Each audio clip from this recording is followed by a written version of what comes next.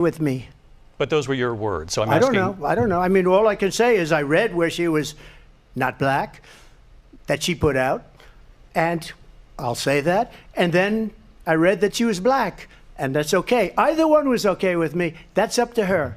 That's up to her. I mean, honestly, I think it's a tragedy that we have someone who wants to be president who has consistently, over the course of his career, attempted to use race to divide the American people. You know, I do believe that the vast majority of us know that we have so much more in common than what separates us, and we don't want this kind of approach that is just constantly trying to divide us, and especially by race. Everything that she believed 3 years ago and 4 years ago is out the window. She's going to my philosophy now. In fact, I was going to send her a MAGA hat.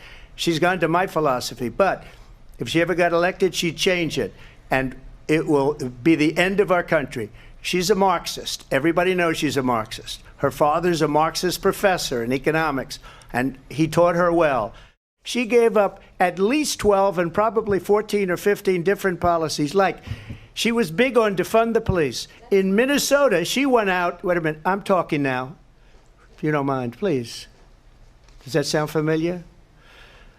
They have abortion in the 9th month. They even have, and you can look at the governor of West Virginia, the previous governor of West Virginia, not the current governor, who's doing an excellent job, but the governor before, he said the baby will be born and we will decide what to do with the baby. In other words, we'll execute the baby. There is no state in this country where it is legal to kill a baby after it's born. Donald Trump hand-selected 3 members of the United States Supreme Court with the intention that they would undo the protections of Roe v. Wade. And they did exactly as he intended. And now in over 20 states, there are Trump abortion bans, which make it criminal for a doctor or nurse to provide health care. In one state, it provides prison for life.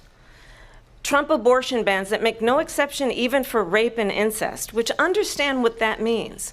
A survivor of a crime of violation to their body does not have the right to make a decision about what happens to their body next. That is immoral. And I pledge to you, when Congress passes a bill to put back in place the protections of Roe v. Wade, as President of the United States, I will proudly sign it into law. But understand, if Donald Trump were to be reelected, he will sign a national abortion ban. It's a lie. I'm not signing a ban, and there's no reason to sign a ban, because we've gotten what everybody wanted. Democrats, Republicans, and everybody else, and every legal scholar wanted it to be brought back into the states, and the states are voting. And it may take a little time, but for 52 years, this issue has torn our country apart, and they've wanted it back in the states. And I did something that nobody thought was possible. The states are now voting. What she says is an absolute lie. And as far as the abortion ban, no, I'm not in favor of abortion ban, but it doesn't matter because this issue has now been taken over by the states. Would you support any restrictions on a woman's right to an abortion? I absolutely support reinstating the protections of Roe v. Wade.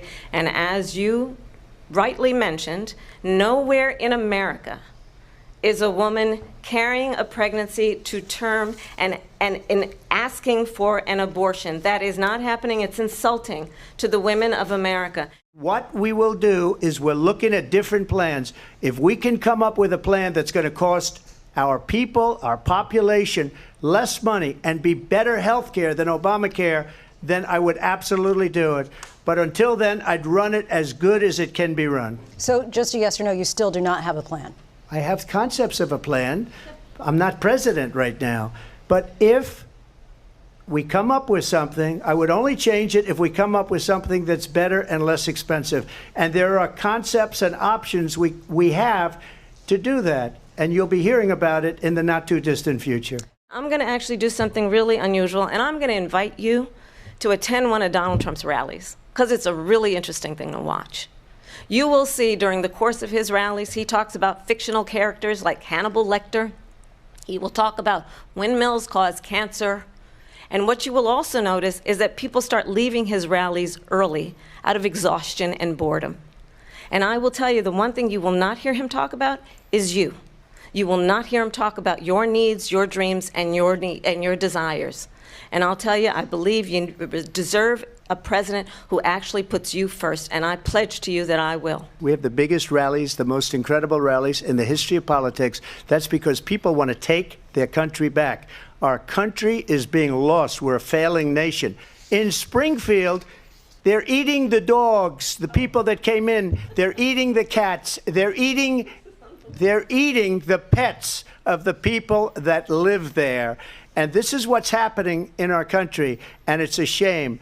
I just want to clarify here. You bring up Springfield, Ohio, and ABC News did reach out to the city manager there. He told us there have been no credible reports of specific claims of pets being harmed, injured, or abused by individuals within the immigrant community. Crime here is up and through the roof. Despite their fraudulent statements that they made, crime in this country is through the roof. And we have a new form of crime. It's called migrant crime. And it's happening at levels that nobody thought possible. President Trump, as you know, the FBI says overall violent crime is actually coming down in this country. Well, I think this is so rich, coming from someone who has been prosecuted for national security crimes, economic crimes, election interference, has been found liable for sexual assault, and his next big court appearance is in November at his own criminal sentencing.